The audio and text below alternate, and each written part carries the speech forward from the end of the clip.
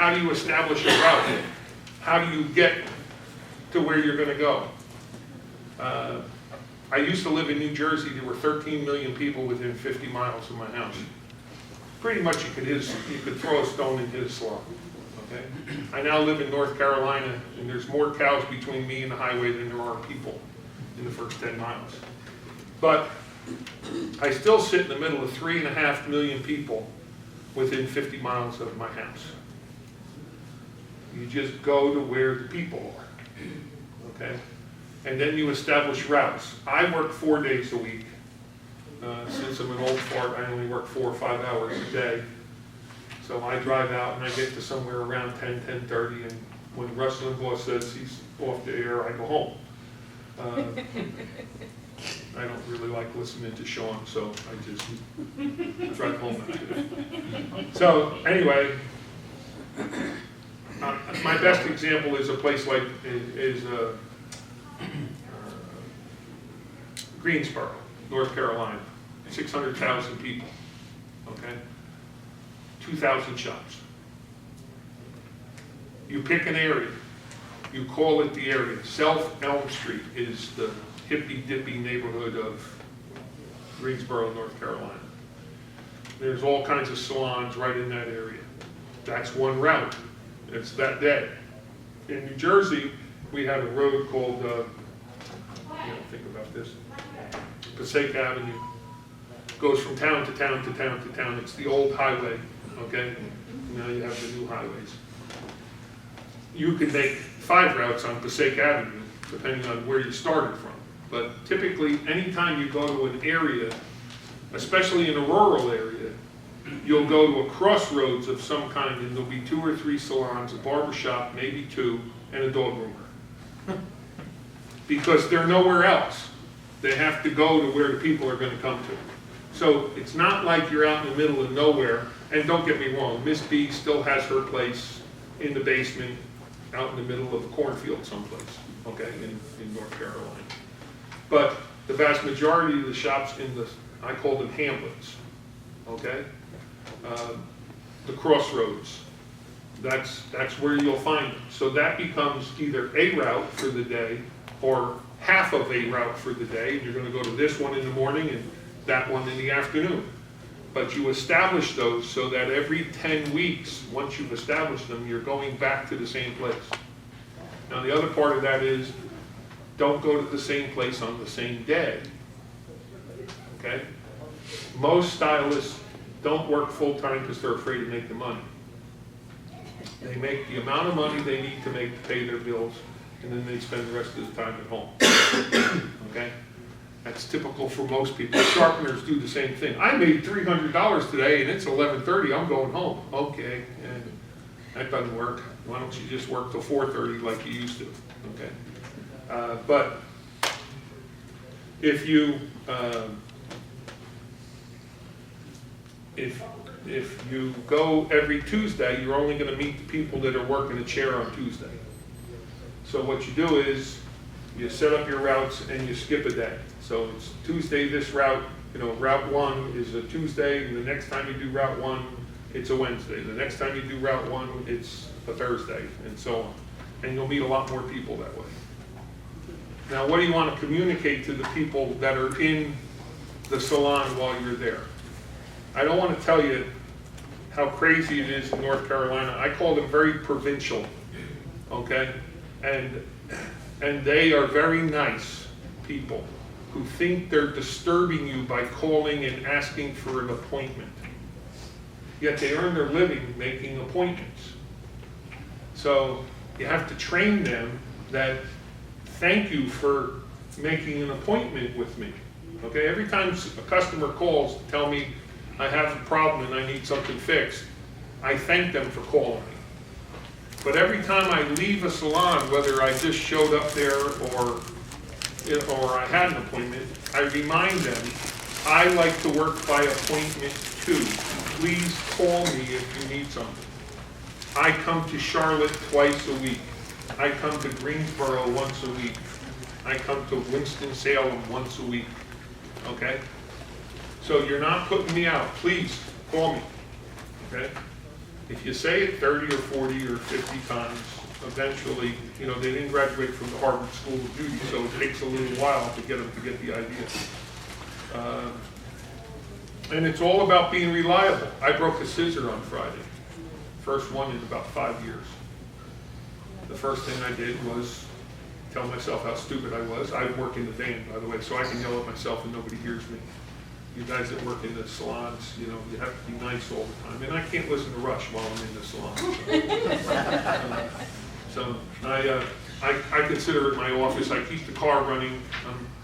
I'm in a ghetto in the middle of whatever town, and my car is running, and everybody asks me, well, what if somebody steals it? Okay.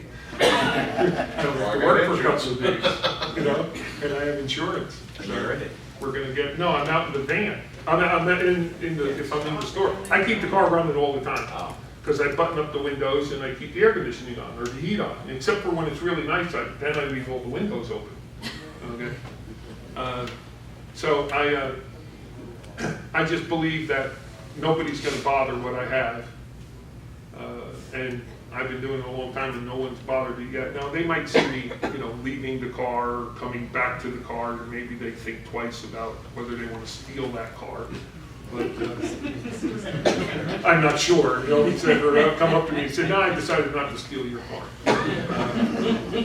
But you have to have faith in what you're doing, and you have to be willing to go places that you might not have a comfort level. Okay? A prime example of this is that same black gentleman in downtown Salisbury, which is horrible to start with, I keep saying that. But while I was there and I got done doing the 2 pair of scissors, he says to me, does you go to East Spencer? And I said, I have no idea where I am since I only got here 3 days ago. But if you tell me where East Spencer, oh, it's just on the other side of the bridge here. But it's the ghetto. That's what he said. Yeah. And I said, well, seriously, I don't think anybody's going to steal me, so I'm going. Okay. Well, my nephew needs something done, and he has a barber shop there. And you know, if you would go there, he could use your service. I said, okay. He told me how to go, and I plugged it into my GPS, and it was the ghetto. So he had a brand new, the equivalent of a 3-car garage, all brick, no windows. And the front door and the back door had a gate on it. So yeah, it was a bad neighborhood. But when you opened the door and you walked inside, it had a hardwood cherry floor and mirrored and beautiful. Okay? And he just wanted to earn a living. And he had a couple of barbers working there. So we did their sharpening, you know. And then I went down the street and did other barbers and beauty parlors in the ghetto. Okay? About 2 weeks, 3 weeks later, I'm pushing my shopping cart through the food line, and I'm easily recognizable. So this fellow walks up behind me and he taps me on the shoulder and then he backs away. Well, he did. He was very respectful. He was very nice, you know. And because I said these people from North Carolina are very nice. Okay, a person in New Jersey would just walk up to you and hit you and say, you know, hey, are you Joe? You know. Then I turn around and he says, is you from New Jersey? And I said, yes, I am. And he said, use the sharpener? And I said, yes, I am. And he took the card out of his pocket and said, I was a barber. Can you come to my shop? So there's an untapped area of people that you can do business with. All you have to do is be willing to go into the neighborhood and do it. And I wouldn't go there at 9 o'clock at night, but I'd go there at 3 o'clock in the afternoon. Yes. Okay? So, and my past experience is they have just as much money as everybody else, and the money's green. So you don't want to avoid those areas. Okay? They're appreciative that you're doing business with them. Probably politically incorrect, but this is a fact. This is the way it works. Okay? The other thing that I told you about is having shears.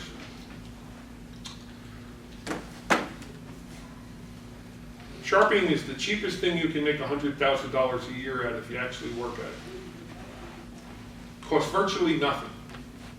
Tell me what business you can start, especially a brick and mortar business, that doesn't cost you between $50,000 and $100,000 just to set up the store. Okay? You can't set a salon up for less than $50,000. You go rent a place, you put in the stuff that you need, it's 50 grand for 4 or 5 chairs and stations and what have you. Yeah, depends on where you are. It's more than that. Well, Yeah. I'm trying to be, Yeah. you know, I don't want to shock anybody, Right. okay? Yes, it's a lot more than that. Yeah. About 150. Yeah. Then you need If more you want to than make that. money. Yeah. 50, you won't make any money. If you do what I do, I use a minivan.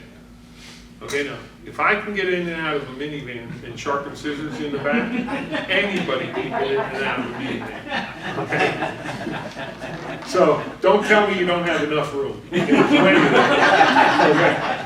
I weigh 428 pounds, and I get in and out of a minivan. I don't do it often. I'm tired at the end of the day, but I do it. That's one reason I like him so much. He makes me look small. But you have two choices. You can sharpen inside the salon. In my case, picking up all that crap and carrying it inside to do one scissor ain't gonna happen. Plus, I have a tendency to hit shears with a hammer. And that really scares the crap out of the customer, okay? Because I'll use the back of one of my screwdrivers and tap the handle to bend the handle. I told you last Friday I broke one, right? Yeah. But the other option is to set up a little minivan. The last minivan I bought cost $3,500 because I don't buy a new one, okay? You don't need a new one. Inverter, changing everything over, less than $1,000, okay? You can look at my minivan if you want. In 1990 something, I had a box built that attaches to the seat brackets of the middle seat. Okay, so it's very secure. I paid almost $2,000 to have it made because I really thought I was going to have it made and have something safe that all you guys would want to buy. None of you bought it. But it's a very good way to make a little work table that's secure, because the one thing about having stuff in your van is, have you ever seen the commercial or the insurance film where the guy slams on the brakes and, you know, plows into the back of another car and something on the back deck of the car flies through the air and hits him in the back of the head and kills him? Okay? You have screwdrivers, the machines, they all have to be, if you're going to use them in the van, they have to be bolted down. Okay? Simple to do. You just drill holes in the whatever cable you make and you put it where you want it, and I leave mine slightly loose so I can swivel it around if I have to. Lots of guys have a Lazy Susan table and they have different machines, and then they just swing it around to the one that they want. There's lots of ways of doing it. But if you're going to work in the van, secure the van of all of the stuff, because somebody's going to get hurt. And secure the table, because when you have that crash, you want that table to stay where it is. You don't want it to get pushed into you, okay? Because, you know, there's not a lot of room. There's less room again for me than you, but there's not a lot of room. So those are important things.